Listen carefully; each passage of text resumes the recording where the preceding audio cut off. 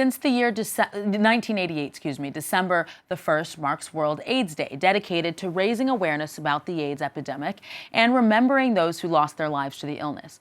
Though the world has indeed come a long way in terms of both destigmatizing and treating HIV/AIDS, much remains to be done. In 2021, over 38 million people worldwide were living with HIV, with different forms of inequality still preventing progress in ending the pandemic, as the UN has said recently.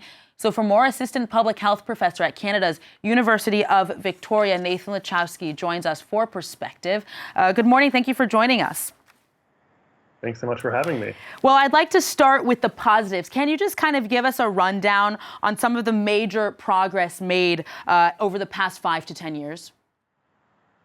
Absolutely. I mean, we've been living with the HIV/AIDS pandemic for 4 decades, during much longer than we had been managing COVID, which continues to persist.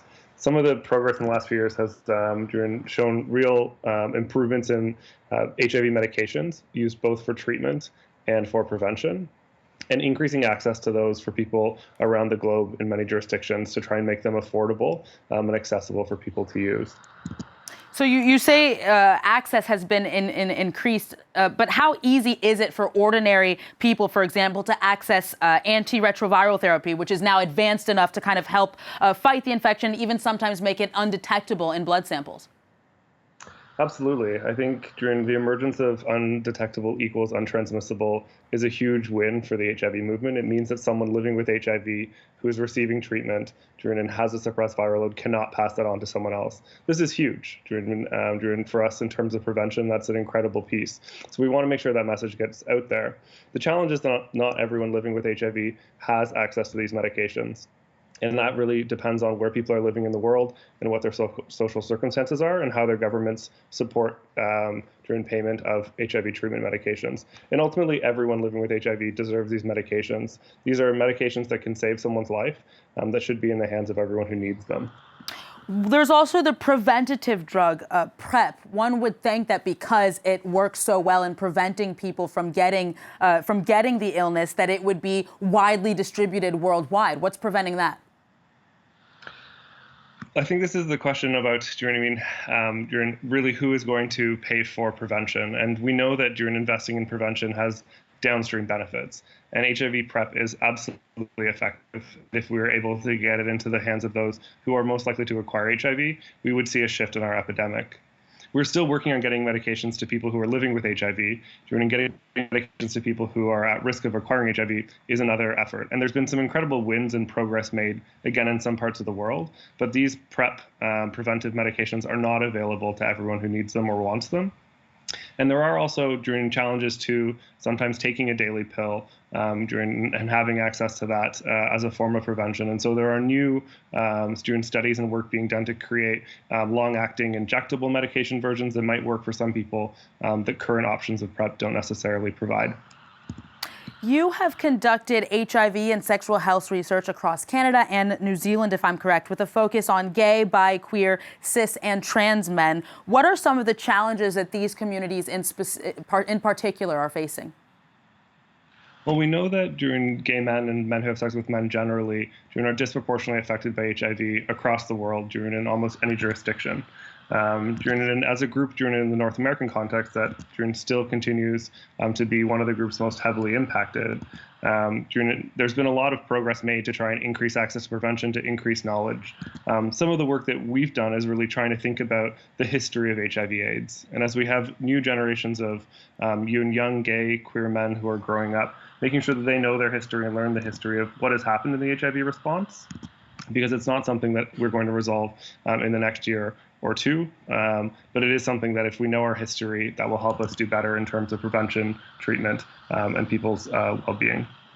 So things have changed, obviously, significantly since the 80s, when people thought that HIV and AIDS was spread through the air, a lot of discrimination against the LGBTQ plus community. How big of a barrier do you think that stigma and discrimination is today in 2022? I mean, stigma persists extremely insidiously in our society. And it shows up in many different ways, whether that be in laws or policies. We can think about how immigration is impacted for someone living with HIV, around restrictions on blood donation. All of these harken back to the beginning of the AIDS pandemic and the stigma that was attached to having HIV. You know what I mean?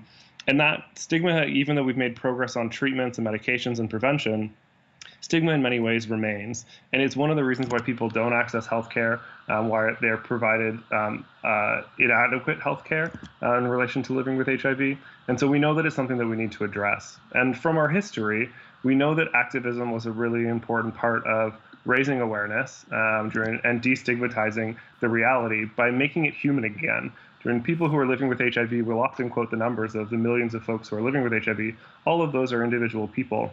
They're someone's son, they're someone's daughter, they're someone's sibling. And so I think this is an important part for us to think about how we make HIV human and how we take that humanity forward to have a positive response in terms of public health. Professor Lachowsky, we've just got about a minute left, but I want to ask you about the UN's comments in recent days ahead of World AIDS Day, saying that inequalities are preventing the world from making more progress, that things have kind of come to a standstill. What do you think are the major inequalities that persist? Well, we know that we're not on track to meet global targets, especially after the impact of COVID and the redistribution of public health focus and priorities.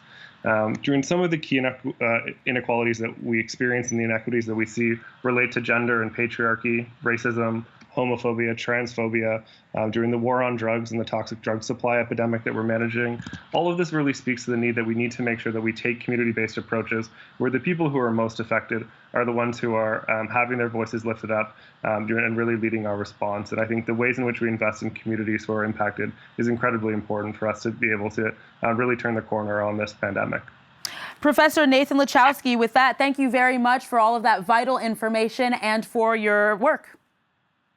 Thank you so much for having me.